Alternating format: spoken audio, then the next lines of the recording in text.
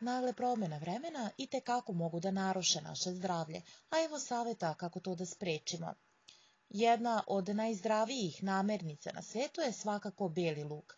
Moć ove biljke u narodnoj medicini se koristi već više od 5000 godina.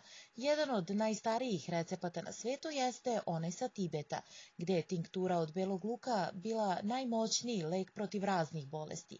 Tinktura od belog luka dobra je za snižavanje holesterola, za jačanje imuniteta i ubrzavanje metabolizma, za regulisanje krvnog pritiska, protiv astme i plućnih bolesti, za lečenje hronične upale sinusa, protiv sezonskih alergija, protiv gastritisa i protiv raznih upala, prirodni antibiotik. Kako da sami napravite tinkturu od belog luka?